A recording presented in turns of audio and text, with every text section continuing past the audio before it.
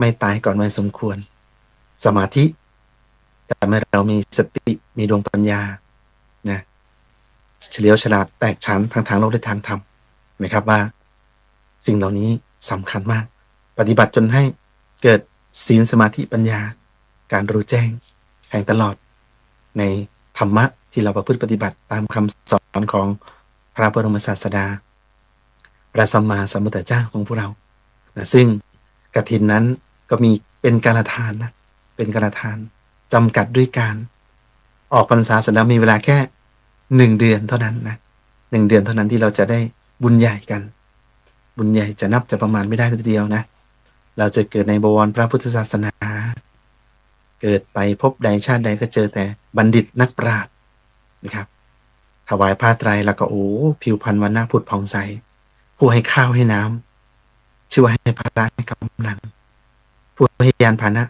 ชื่อว่าให้ความสุขนะผู้ให้ที่อยู่อาศัยชื่อว่าทุกอย่างผู้ให้ผ้าชื่อว่าให้วันนะผ่องใส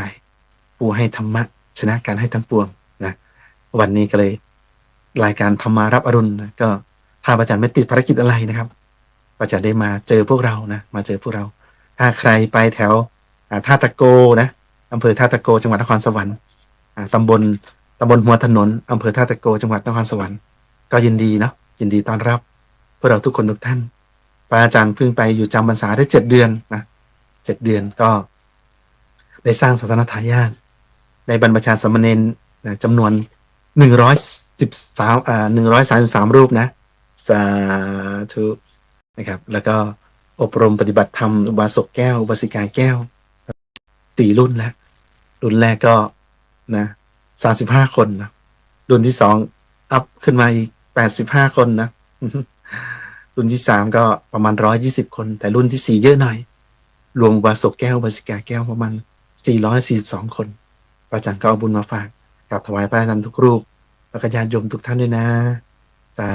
ธุนะเห็นไหมครับว่าพระสัมมาสัมพุทธเจ้าพระองค์ได้ตรัสเลยว่านะการที่พวกเราเกิดมานั้นยากมากเลยนะยากมากเลยนะครับกว่าจะเกิดมาก็ยากมาพบพระพุทธศาสนาก็ยากจะได้ฟังธรรมพระสัมมาสัมพุทธเจ้าก็ยากอีกฟังแล้วเกิดความเลื่อมใสศรัทธาก็ยากอีกฟังแล้วเลื่อมใสศรัทธาแล้วจะนำธรรมสั่งสอนนั้นไปปฏิบัติก็ยากอีกปฏิบัติแล้วจะได้มรรคผลนิพพานก็ยากอีก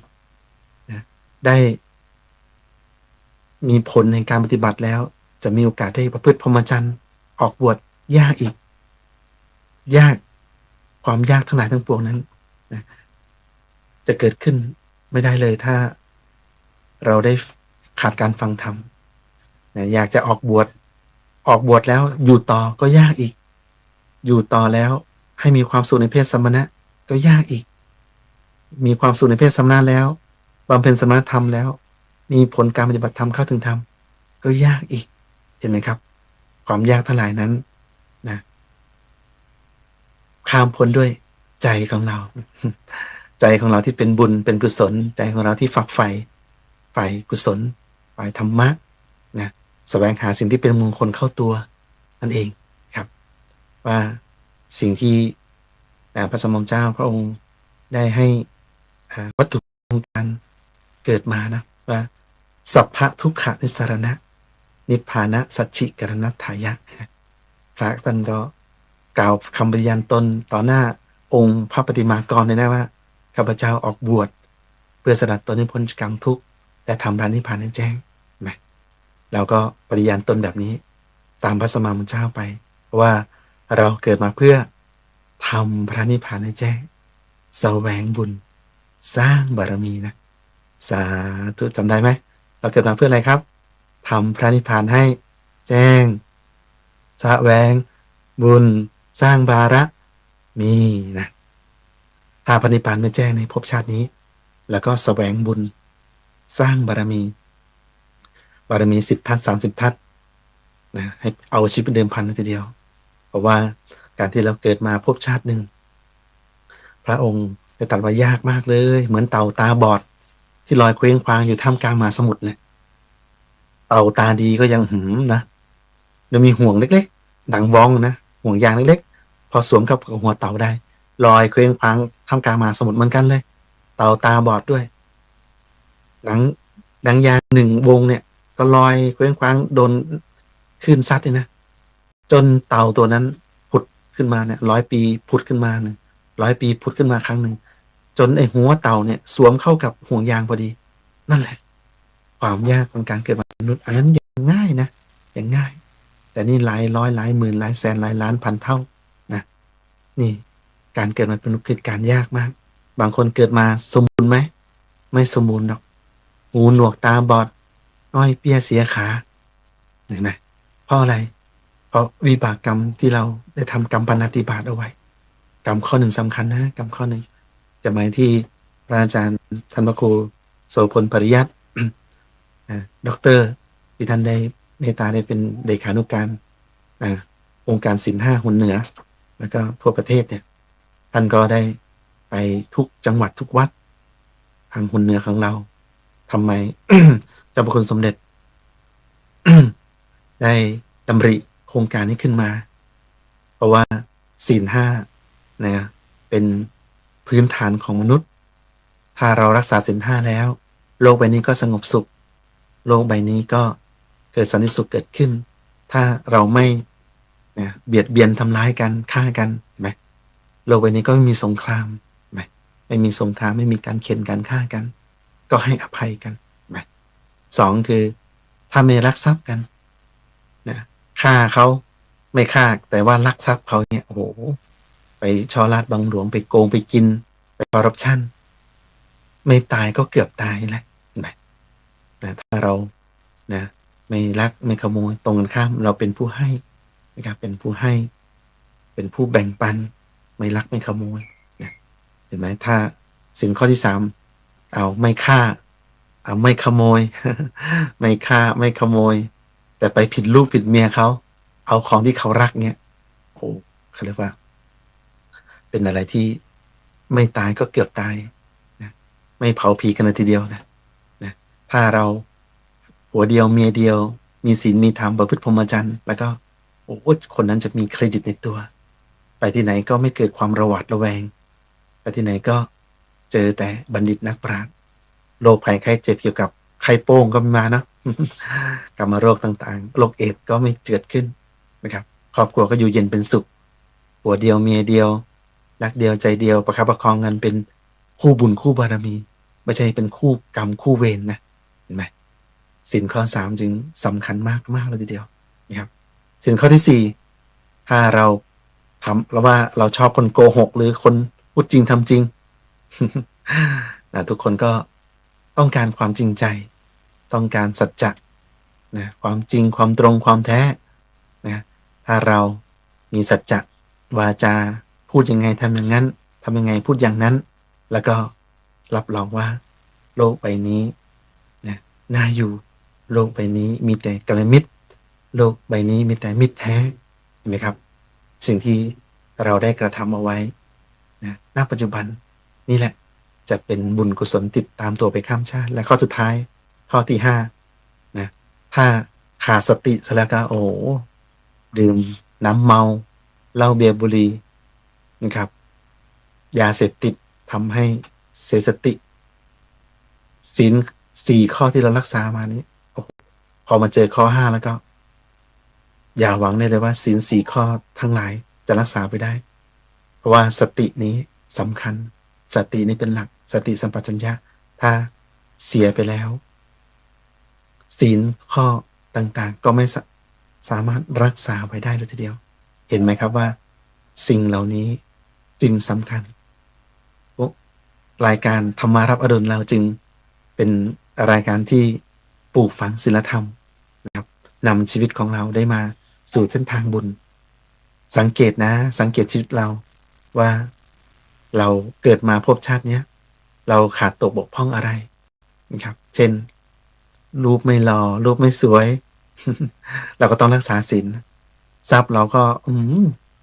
ในธนาคารสเตทเมนต์มันก็ไม่มีแค่นี้แหละ ในกระเป๋ามันก็มีแค่นี้แหละแล้วก็หมั่นทำบุญทำทานทำด้วยตนเองแล้วก็ชวนผู้อื่นทำด้วยอย่างนี้เป็นต้นนะให้ทานไม่ตระหนี่หวงแหนทรัพย์ตรงกันข้าม เป็นคนชอบให้ชอบเสียสละแล้วก็มีโอกาสได้ชักชวนผู้อื่นทำด้วยทั้งทำด้วยตนเองชักชวนผู้อื่นทำด้วยตนเองเราจะรวยนะครับชักชวนผู้อื่นด้วยแล้วก็จะมีเพื่อนพ้องบริวารที่ดีเห็นไหมนะถ้าเราไม่เฉลียวฉลาดเรารู้สึกหลงลืมบ้าใบปัญญาอ่อนเราก็ตั้งใจสวดมนต์นั่งสมาธิให้ที่ดีนะสมาธิจะนำไปสู่สติปัญญารู้แจ้งเห็นจริงแทงตลอดในธรรมะขององค์สมเด็จพระสัมมาสัมพุทธเจ้าช่วงนี้ใกล้หมดเทศกาลกฐินแล้วเรารีบเลยนะเรารีบเลยรีบไปค้นขวายเอาบุญวัดวาไหนนะขาดกฐินเราไปปวารณาเลยไปถวายกำลังใจท่านไปถวายผ้าไตรจีวรท่านนะสนับสนุนทั้งหมดเลยนะแล้วก็ชวนชายแมนออกบวชดด้วยซึ่งธรรมยาตราครั้งนี้เป็นเส้นทางพระผู้ปราบมารพระอาจารย์ก็ขอเชิญชวนนะบวชฟรีไม่เสียค่าใช้จ่ายนะใครอยู่เชียงใหม่ก็มาที่ทุดงคฐานล้านนาก็ได้อำเภอสันทรายจังหวัดเชียงใหม่แต่ถ้าอยู่ใกล้นครสวรรค์พระอาจารย์ตำบลหัวถนนอำเภอท่าตะโกจังหวัดนครสวรรค์ก็ยินดีนะพระอาจารย์กล้าทำก็ยินดีที่จะจัดพิธีอุปสมบทให้ซึ่งพระบูชาคือหลวงพ่อเจ้าหน้าอำเภอวัดสาโบสถ์นะครับเป็นพระบูชาให้แล้วก็อยู่เดินธรรมยาตราด้วยกันนะครับนะบวชฟรี ไม่เสียค่าใช้จ่ายนะแต่ว่าพระอาจารย์ก็หาเจ้าภาพเองนะทุกอย่างมีค่าใช้จ่ายนะแต่ว่าก็ถือว่าคนบวชมีความตั้งใจก็มาบวชกันเพื่อสืบทอดอายุพระพุทธศาสนาเพื่อเดินเส้นทางธรรมยาตราเส้นทางพระผู้ปราบมารซึ่งพระเดชคุณหลวงปู่นั้นเอาชีวิต1,000ในการที่จะค้นพบว่าในกายยาววาหนาคืบกว้างศอกนี่แหละให้เราหลับตาดมใจหายใจลึกๆนะเส้นทางเดินของใจ7ฐานทั้ง7เนี่ยอยู่ที่กลางท้องเนี่ยอยู่ตรงยุบหนอพองหนอแต่ว่าเหนือสะดือขึ้นมา2 นิ้วมือนี่แหละเป็นทางเกิดมาเกิดนะเป็นต้นทางสวรรค์ทางแห่งมรรคผลนิพพานไม่ได้ไปอยู่นอกตัวไม่ได้อยู่นอกโลกเลยอยู่ในตัวเรานี่แหละนะอยู่ที่ลมหายใจเข้าออกนี่แหละนะเอาใจเราก็มาหยุดมานิ่งที่ศูนย์กลางกายเหนือสะดือขึ้นมา2 นิ้วมือจากสะดือขึ้นมา2 นิ้วมือนี้นะเอาใจเรานิ่งๆให้นึกถึงดวงบุญใสๆก็ได้องค์พระใสๆก็ได้ไหมเป็นพุทธานุสติธรรมานุสติสังขานุสตินะให้มีพระรัตนตรัยเป็นอารมณ์นะเมื่อใจของเราฝึกดีแล้วความสุขก็จะเกิดขึ้นกับเราทุกวันทุกเวลานะครับไม่เอาเรื่องเอาราวกับใครเอาแต่บุญเอาแต่กุศลเอาแต่คุณงามความดีเห็นไหมครับว่าสิ่งที่เราได้ฟังธรรมะของพระสัมมาสัมพุทธเจ้าพระองค์นั้นทำให้เราละชั่วนะทำความดีทำใจของเราให้ผ่องใสพูดง่ายว่าให้เราคิดดีพูดดีแล้วก็ทำความดีนั่นแหละนะสัพพปาปัสสะอาการนังนะไม่อยากให้เราไม่ให้เราทำบาปทั้งปวงหนึ่งนะกุศลสูปสัมปทาการบำเพ็ญกุศลให้ถึงพร้อมหนึ่งบุญใดๆสั่งสมบุญให้เต็มที่สัจจิตตะปริโยทปนังการกลั่นจิตกลั่นใจของเราให้ผ่องแผ้วหนึ่งเอตังพุทธานาสาสนังนี่คือคำสอนของพระพุทธเจ้าทั้งหลายเห็นไหมไม่ทำบาปทั้งปวงเลยบาปใดๆเลยไม่คิดไม่พูดไม่ทำใดๆเลยแล้วก็สั่งสมบุญนะสั่งสมบุญทุกบุญนะแล้วก็ทำจิตใจของเราให้ผ่องใสถ้าทำ3อย่างนี้แล้วก็ชีวิตของเรามีแต่เจริญเพียงฝ่ายเดียวมีแต่ความรุ่งเรืองเพียงฝ่ายเดียวไปที่ไหนก็เป็นที่รักเป็นที่เคารพเป็นที่เกรงอกเกรงใจของมนุษย์และเทวดาทั้งหลายเลยทีเดียวนะจึงพระอาจารย์เองก็ไปสร้างบุญสร้างบารมีอยู่ที่ทุดงคฐานนครสวรรค์ใครผ่านก็ยินดีนะตอนนี้ก็ได้พระเดชคุณหลวงพ่อธรรมชโยท่านก็ได้เมตตามอบองค์พระประธานมาให้สวยงามเลยทีเดียวแล้วก็ได้เมตตามอบองค์พระเจดีย์ให้ตอนนี้ก็บุกเบิกอยู่ประมาณที่สร้างเจดีย์นะ11 ไร่นะที่ทั้งหมด65 ไร่ที่จะสร้างเจดีย์ประมาณ11 ไร่ตอนนี้ก็เอารถแมคโครเข้าปรับดินอยู่นะคงจะต้องถมดินเป็น1-2 เมตรนั่นแหละนะใครอยากจะเอาบุญใหญ่กันมีองค์พระเจดีย์ที่เป็นองค์พระสวยงามเลยนะสูงเด่นสง่านะ ภายในปี2 ปีนี่แหละเราจะได้โปรยทรายกันทำสร้างองค์พระกันเป็นที่รวมใจชาวพุทธชาวนครสวรรค์ชาวปากน้ำโพแม่น้ำซีแควหรือว่าจังหวัดใกล้เคียงนะครับก็เรียนเชิญเจริญพรผู้มีบุญที่อยู่ใกล้ๆแล้วก็ฝากติดตามข่าวสารของคณะสงฆ์จังหวัดเชียงใหม่เราด้วยมีงานยี่เปงมีงานลอยกระทงแล้วก็น้อมอุทิศถวายแด่สมเด็จพระนางเจ้าสิริกิติ์พระบรมราชินีนาถพระบรมราชชนนีพันปีหลวงที่เสด็จสวรรคตไปด้วยแล้วก็น้อมอุทิศถวายแก่พระองค์ท่านบุญกุศลทำที่ใครได้ที่เรานะทำที่ใครได้ที่เราที่หลวงพ่อท่านบอกว่าโอ้ทำไมนะอย่าไปทำวัดจนวัดรวยแล้วไม่อยากไปทำบุญก็ถามว่าวัดรวยหรือจนเนี่ยไม่มีหลวงพ่อท่านบอกว่าวัดรวยหรือจนไม่มีเลยนะไม่มีวัดไหนรวยไม่มีวัดไหนจนนะไม่มีวัดไหนรวยหรือจนนะจ๊ะขึ้นอยู่กับงานที่ทำ ท่านบอกว่าขึ้นอยู่กับงานที่ทำถ้าอยากจะทำโปรเจกต์เล็กๆวัดก็เล็กๆก็ได้ถ้าอยากจะทำโปรเจกต์ใหญ่ๆก็ขยายวัดก็แค่นั้นเองเห็นไหมครับคือบางวัดมีหลวงปู่หลวงตาอยู่องค์เดียวแค่ท่านประคองสังขารมาสวดมนต์ธรรมะเช้าธรรมะเย็นนั่งภาวนาก็หนักพอแรงแล้วเราต้องไปช่วยท่านนะจ๊ะท่านก็ทำวัดเล็กๆชาวบ้านมีไม่กี่หลังคาเรือนแต่ถ้าเราอยากจะโปรเจกต์ใหญ่อยากจะรวมคนมาสวดมนต์100 คน300 คน500 คน1,000 คน10,000 คนล้านคนแล้วก็มีโปรเจกต์ใหญ่สร้างวัดใหญ่ก็แค่นั้นเองนะเพราะว่าวัตถุที่สร้างขึ้นมาท่านบอกว่าเอาไปขายไม่ได้เป็นของสมภารหรอกนะวัดรวยแต่สมภารจนเนี่ยเอามาทำงานพระศาสนาหลวงพ่อท่านบอกว่าไม่มีวัดไหนรวยไม่มีวัดไหนจนแต่เพียงแต่ว่าเราจะขยายงานพระศาสนาโปรเจกต์ใหญ่หรือเล็กแค่นั้นเองถ้าเราอยากจะเป็นที่แหล่งรวมชาวพุทธในชุมชนนั้นตำบลนั้นเราก็สร้างวัดเราให้ใหญ่ให้สะอาดให้ร่มรื่นนะเพราะว่าศาสนสถานที่เกิดขึ้นเอาไปขายไม่ได้เจ้าอาวาสตู้เจ้าตู้หลวงเอาไปขายไม่ได้เป็นวัดของชุมชนไม่มีวัดไหนรวยไม่มีวัดไหนจนมีแต่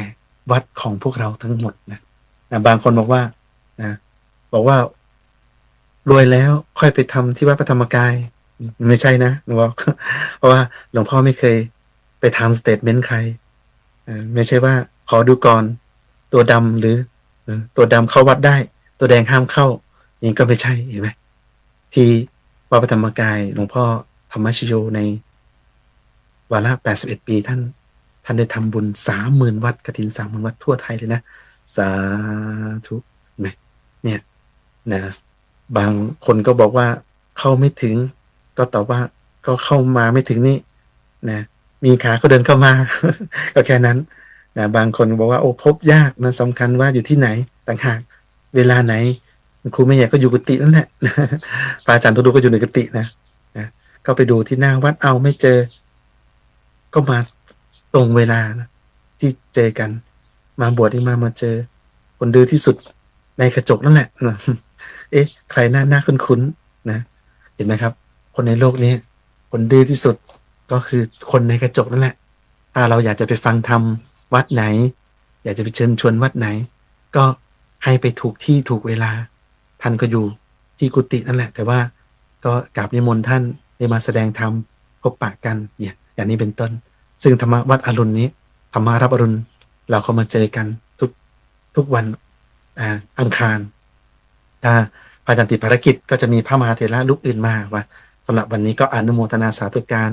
ที่วันนี้เราได้มาฟังธรรมะและขอให้ทุกคนเจริญรุ่งเรืองเจริญด้วยอายุวันนะสุขาภละปฏิภาณธนสารบริวารสมบัติคิดปรารถนาอะไรที่ดีงามขอสมความปรารถนาจงทุกคนทุกท่านทุกประการเทอญเจริญพร